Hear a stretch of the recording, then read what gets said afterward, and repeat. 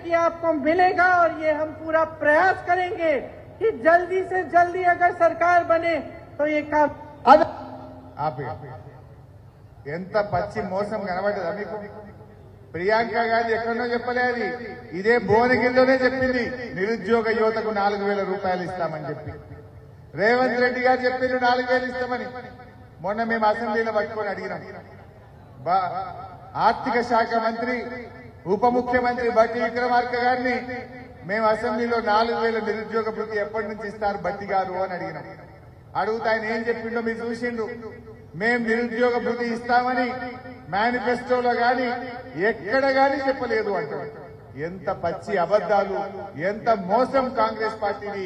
ఇది ఇలా నిరుద్యోగ యువతకు మనం చూపించాల్సినటువంటి అవసరం ఉంది.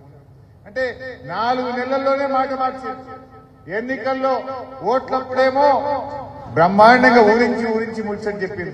ఓడదాటదాకా ఓడమల్లప్ప, ఓడదాటదాకా బోడమల్లప్ప కథ ఇలా కాంగ్రెస్ వాళ్ళ కథ మనం చూస్తా ఉన్నాం. నెక్స్ట్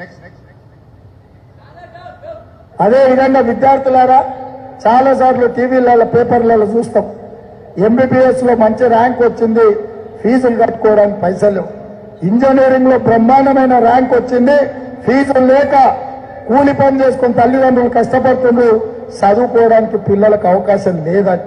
వీటన్నిటిని దృష్టిలో పెట్టుకొని ఈ విద్యార్థుల జీవితాలలో వెలుగులు తీసుకురావాలని యువ వికాసం పేరు మీద మీకందరికీ విద్యార్థులకు 5 లక్షల రూపాయల బ్యాంకు గ్యారెంటీ కార్డు ఇస్తే మీరు ఫీజులు కట్టుకోవచ్చు. మీరు కంప్యూటర్ ఈ రాష్ట్రంలో ఇది జనగాంలో చెప్పింది, ఇది మన పార్లమెంట్ లోనే పల్లా గారి కాన్ఫరెన్స్ లో చెప్పింది. నేను అడుగుతున్నా, మొత్తం తెలంగాణ రాష్ట్రంలో 4 ఏళ్ల కాంగ్రెస్ పాలనలో ఒక్క విద్యార్థి కన్నా 5 లక్షల రూపాయలు మీరు చెప్పిన కార్యక్రమం అందిందా అని నేను అడుగుతా ఉన్నా. విద్యార్థులకు మోసం, నిరుద్యోగ యువతకు మోసం, మహిళలకు మోసం, రైతులకు మోసం, నిరుపేదలకు మోసం. ఎవరిని మీరు ఉత్తరించండి?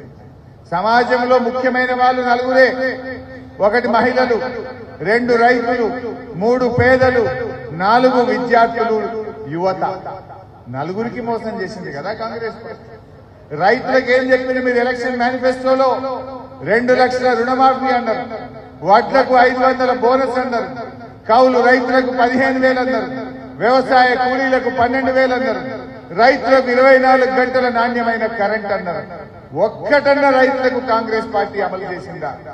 ఇచ్చిన ఏ ఒక్క హామీ అమలు చేయకుండా ఈ తెలంగాణ రైతుల ఓటడిగే హక్కు కాంగ్రెస్ పార్టీకి ఎక్కడిది అని నేను అడుగుతా ఉన్నాను.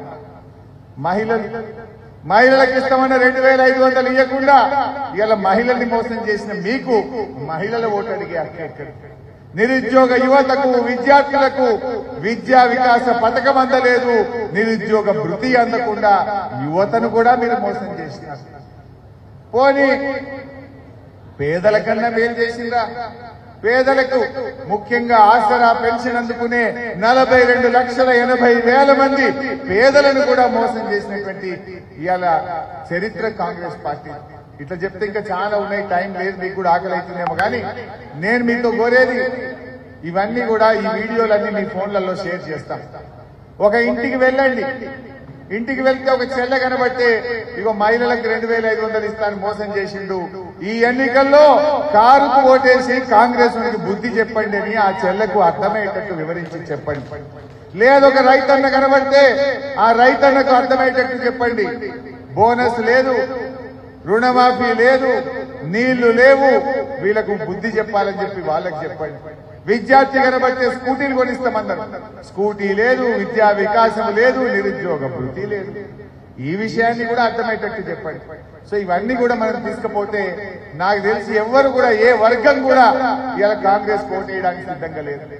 అసలు కాంగ్రెస్ వాళ్ళు ఎంతసేపు లీకులు, ఫేక్ న్యూస్లు.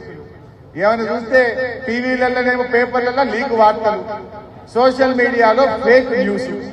దీని మీద రాజకీయం చేస్తుంది తప్ప ప్రజలను మర్చిండ్రు, పాలన మర్చిండ్రు.